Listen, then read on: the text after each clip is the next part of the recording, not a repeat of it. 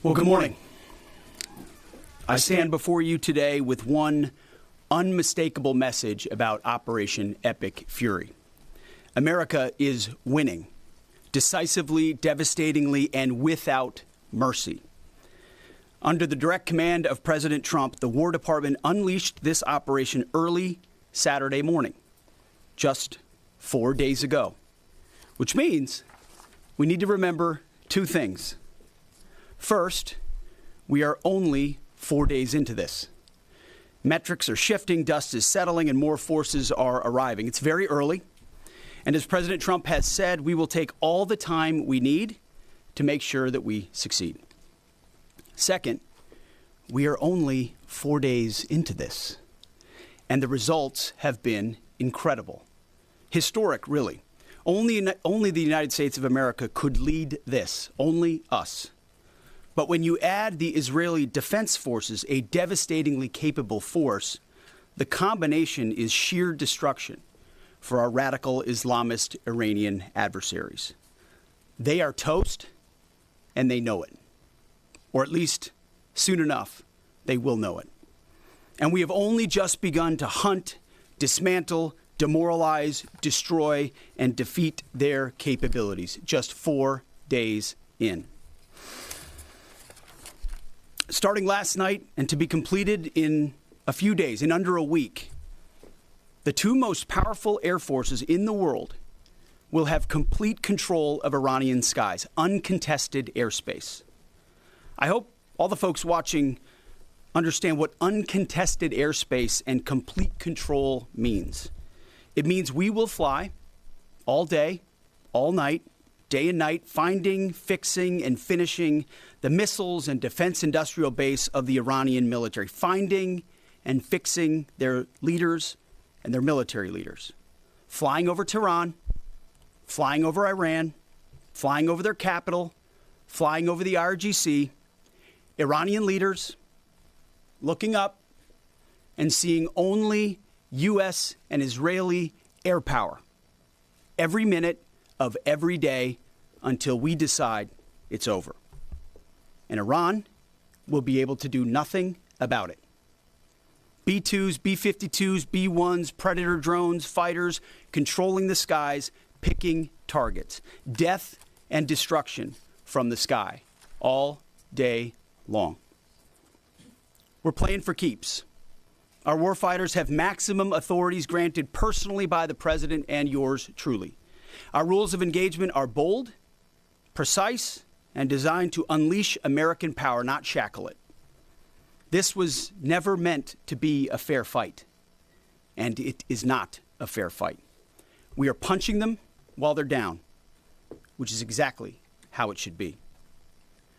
Thus far, Operation Epic Fury has delivered twice the air power of shock and awe of Iraq in 2003, minus Paul Bremer and the nation building. The campaign has 7 times the intensity of Israel's previous operations against Iran during the 12-day war, 7 times. And as President Trump said, more and larger waves are coming. We are just getting started. We are accelerating, not decelerating. Iran's capabilities are evaporating by the hour, while American strength grows fiercer, smarter, and utterly dominant. More bombers and more fighters are arriving just today. And now, with complete control of the skies, we will be using 500-pound, 1,000-pound, and 2,000-pound GPS and laser-guided precision gravity bombs, of which we have a nearly unlimited stockpile. We used more exquisite standoff munitions at the start, but no longer need to. Our stockpiles of those, as well as Patriots, remains extremely strong. The enemy can no longer shoot the volume of missiles they once did, not even close. And the chairman will lay out some of those percentages. So our air defenses and that of our allies have plenty of runway.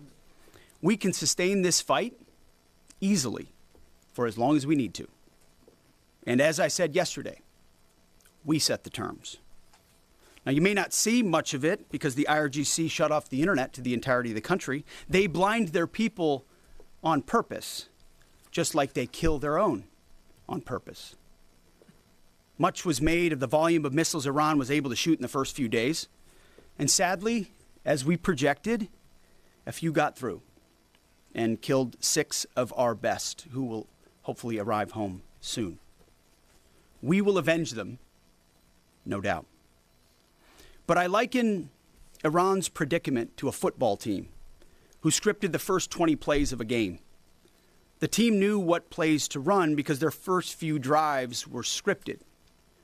But now that the game has started and the blitz is on, they don't know what plays to call, let alone how to get in the huddle and call those plays.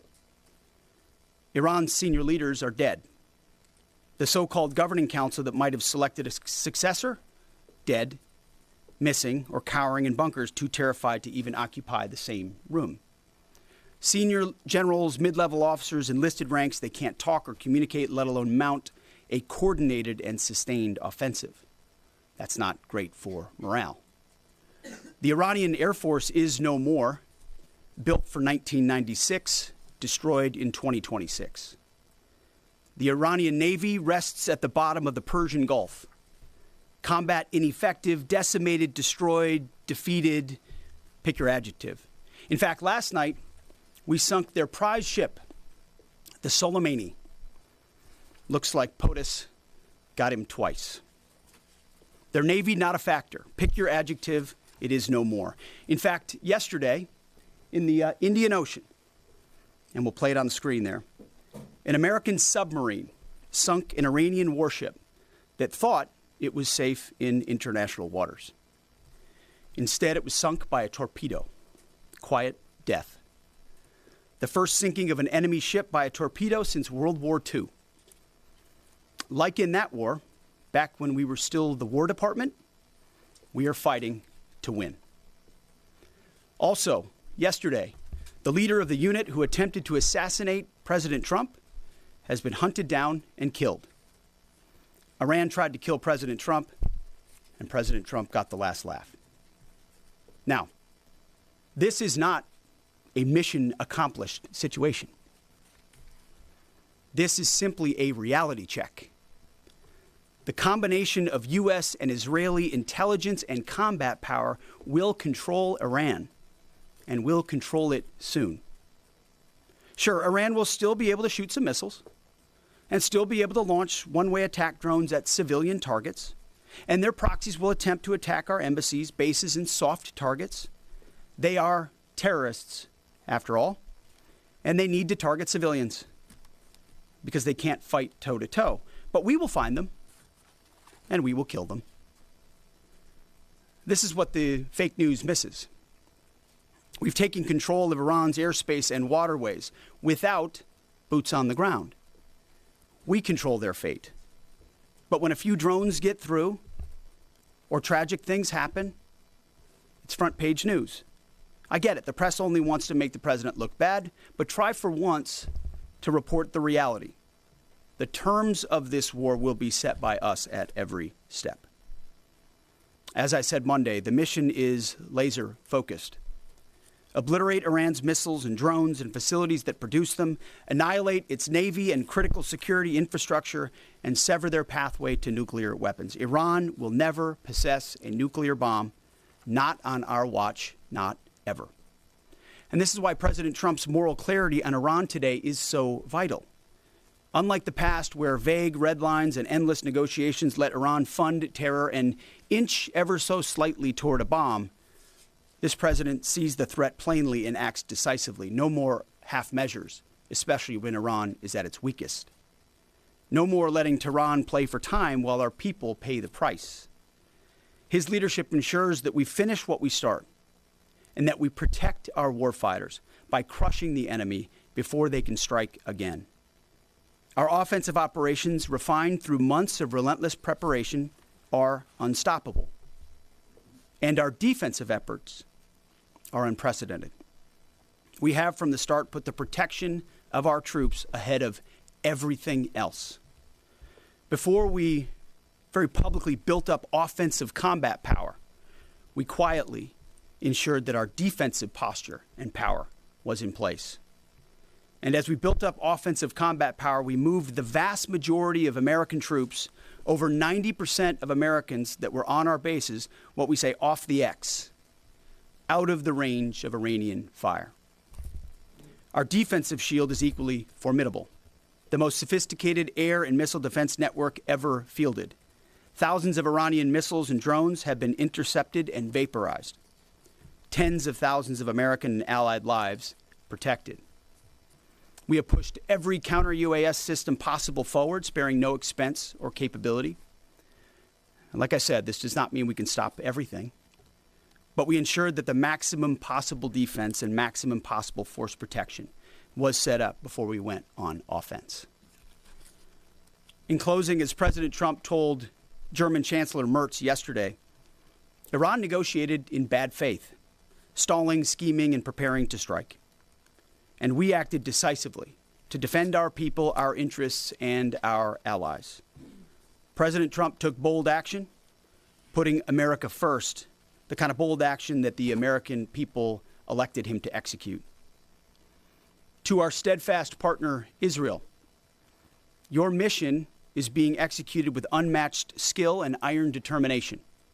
Fighting shoulder to shoulder with such a capable ally is a true force multiplier and a breath of fresh air. We salute your courage and your contribution. 4 days in, we have only just begun to fight. America fights to win, and in Operation Epic Fury, we are. May God's providence cover and protect our troops always.